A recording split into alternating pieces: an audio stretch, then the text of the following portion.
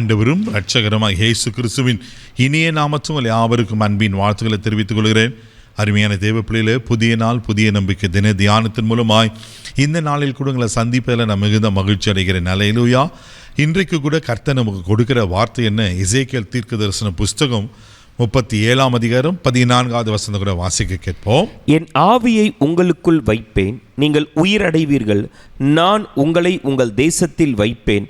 அப்பொழுது நான் கர்த்தர் என்று அறிந்து கொள்வீர்கள். இதை சொன்னேன், இதை செய்வேன் என்று கர்த்தர் உரைக்கிறார் என்று சொல் என்றார். அல்லேலூயா. எசேக்கியேல் தீர்க்கதரிசனம் ஒரு அற்புதமான ஒரு அருமையான வாக்கு தத்தத்தை பரிசுத்த ஆவியானவர் எழுதி வைத்திருக்கிறார். பாருங்க, என் ஆவியை உங்களுக்குள்ள வைப்பேன், நீங்கள் உயிரடைவீர்கள். அல்லேலூயா. அது மாத்திரம் இல்லாமல் ரெண்டாவது, நான் உங்களை உங்கள் தேசத்தில் வைப்பேன். மூன்றாவது, நான் கர்த்தர் என்று அறிந்து கொள்வீர்கள். நான் சொன்னேன், நான் செய்வேன் என்று கர்த்தர் சொல்லுகிறார். தேவ பிள்ளைகளை, இது எப்படிப்பட்ட சூழ்நிலையில் எசேக்கியேலுக்கு ஆண்டவர் சொல்லுகிறார் என்று சொன்னால், எசேக்கியேலை ஆமென் உலர்ந்து போன எலும்புகள் நிறைந்த ஒரு பள்ளத்தாக்குக்கு கொண்டு போகிறார்.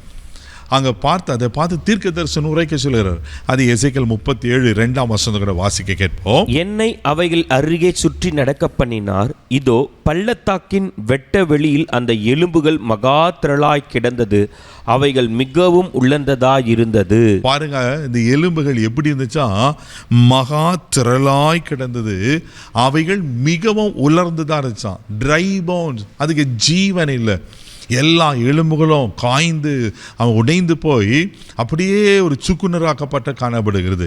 இப்படிப்பட்ட சூழ்நிலை தான் எலும்புகள் உயிரடையுமா அப்படின்னு ஆண்டவர் கேட்பார். அப்பொழுதுதான் எசேக்கியேல், ஆண்டவர் உமக்கே தெரியும் சொன்ன உடனே அவைகளை பார்த்து தீர்க்க தரிசனம் உரைக்க சொல்வார். தீர்க்க தரிசனம் உரைக்கப்பட்ட பின்பு ஆமென் தெய்வ பிள்ளையில உலர்ந்து போன எலும்புகள் ஒன்றோடு ஒன்று சேருகிறது. நரம்புகள் உண்டாகிறது, மாம்சம் உண்டாகிறது, தோல் உண்டாகிறது. அவைகள் பெரிய சேனையாய், அதுக்கு ஜீவன் உண்டாகி அது பெரிய சேனையாய் இருக்கிறத பார்க்கிறோம். எசேக்கியேல் 37:10 கூட வாசிக்க கேட்போம். எனக்கு கற்பிக்கப்பட்டபடியே நான் தீர்க்க தரிசனம் உரைத்தேன். அப்பொழுது ஆவி அவர்களுக்குள் பிரவேசிக்க அவர்கள் உயிரடைந்து காலூன்றி மகா பெரிய சேனையாய் நின்றார்கள். பாருங்களேன், தீர்க்க தரிசனம் உரைத்த போது அவைகளுக்குள்ள ஆவி பிரவேசித்து தான். ஆவி வந்தோடனே அவங்க மகா பெரிய சேனையாய் நின்றார்கள்.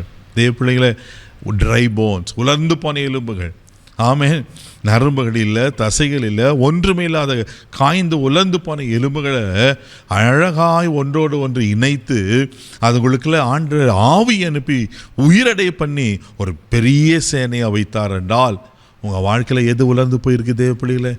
உங்கள் வாழ்க்கையில் எந்த நன்மை, எந்த ஆசீர்வாதங்கள், எந்த சரீரத்தினுடைய பலன் உலர்ந்து போயிருக்க போல இருக்கா? பயப்படாதீங்க. கர்த்தருடைய ஆவி உங்களுக்குள் பிரவேசிக்கும் போது நீங்கள் உயிரடைவீர்கள். அல்லேலூயா. அதனால தான் 14ஆம் வசனம் சொல்லப்பட்டிருக்கு, உங்களுக்குள் ஆவியை வைப்பேன், நீங்கள் உயிரடைவீர்கள். அப்போது நான் கர்த்தர், நான் சொன்னேன், நான் செய்வேன் என்பதை நீங்கள் அறிந்து கொள்வீர்கள்.